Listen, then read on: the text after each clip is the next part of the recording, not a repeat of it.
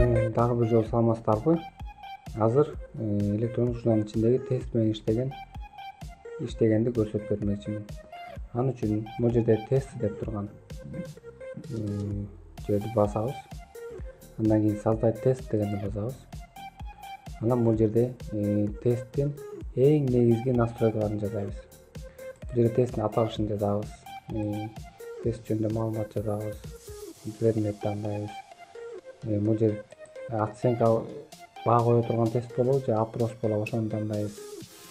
Бизге негизи тест гана колдона турган болгон үчүн биз азыр тест дегенди гана карап чыгабыз. Бул жерде интервал. Ушул тестти 13 август эле тапшырсынбы же 13-дөн баштап кайсы бир датага чейин 14-нө чейинби же балким 20-сына чейинби ушул сыяктуу интервалды белгилейсиздер.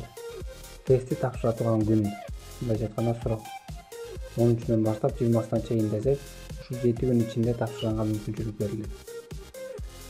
Бул жерде баары эле түшүнүктүү эле жазылып турат.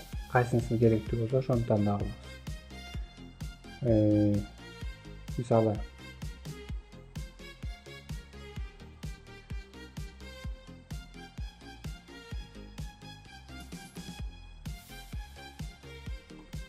мен ар бирине биз мейли токтолуп кетели. Разрешить прохождение теста в произвольном порядке. Эгер бул жерге птичка койсок, рұқсат берилет.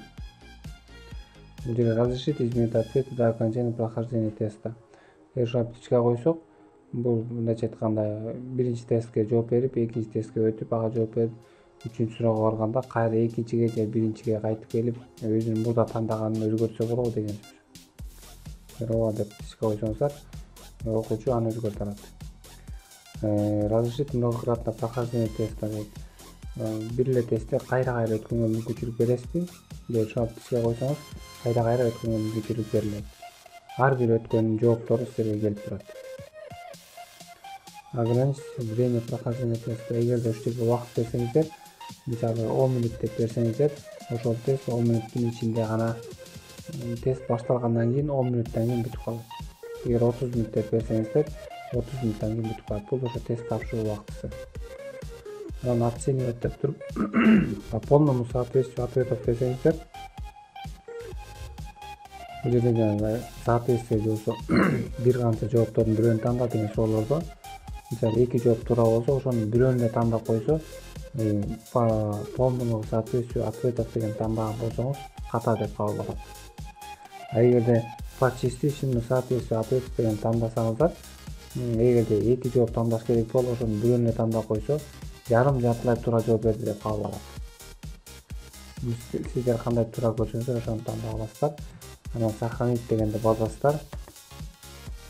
Баскандан кийин мурда алдын ала даярдап алган Word'догу тестиңиздерди кошо ачасыздар дагы, добавить вопрос дегенди басып туруп, бул жерге суроосун жазасыздар.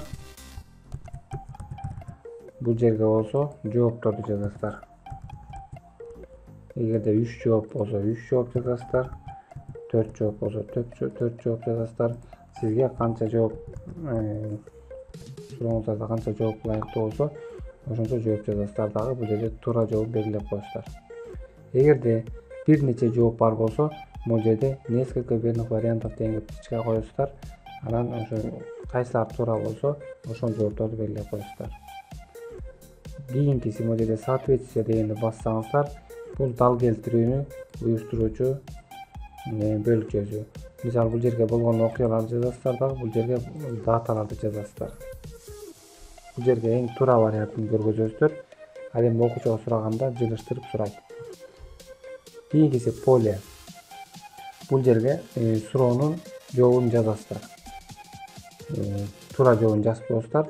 Окуучуларга болсо суроо берилет дагы, жообун жаз деп. Бизде жана саныракта открытый деген тесттин түрү ушул. Ар бир суроого суроонун астына сөзсүз комментарий жазасыздар. Мисалы, төмөндөгү жооптордун бирөөсүн танда, же болбосо төмөндөгү жооптордун бир нечесин танда, же болбосо төмөндөгү суроолорду бири-бирине дал келтир, же болбосо жообун жаз деген сыяктуу комментарий сөзсүз кетиш керек ар бир суроого. Анан бул жерде балл за ответ деген бар. Эгерде оор суроо болсо бул жерге көбүрөөк балл берип койсоңуздар болот. Аябай оор суроо болсо чоңураак балл коюп коесуздар. Жеңил суроо болсо төмөнүрөөк балл коюп коесуздар. Ошонун негизинде эгерде жеңил суроолорго 1-2 суроого жооп бере албай калып, бирок оор суроолордун баарына жооп берсе, жогорку балл алышы мүмкүн. Анан уровень бул жерден өзүңүздөргө ылайыктап, эгер базовый десеңиздер, базовый деңиздер, повышен десеңиздер, бир аз оорураак тест, высокий десеңиздер, аябай оор суроолордон түзүлгөн тест болуп эсептелет. Ошондорду өзүңүз белгилеп туруп, сохранить дегенди басасыздар. Бассаңыздар бул жерге сурооңуз түшүп калат. Добавить вопросы экинчини кошосуз, үчүнчүнү, төртүнчүнү, 10 суроо болсо 10 жолдон кошосуз. Эгерде экинчи вариант кошом десеңиздер, экинчи вариант дегенди басып, бияка да 10 суроо кошсоңуздар болот. Бүт баарын жасап бүттүм дегенден кийин бул жерде назначение теста деген бар. Ошону базасыздар дагы. Мисалы биринчи вариантты могул окуучу 6Б'дан бул окуучу, Б'дан бул окуучу, И'ден бул окуучу. Мен мисалга айтып атам да.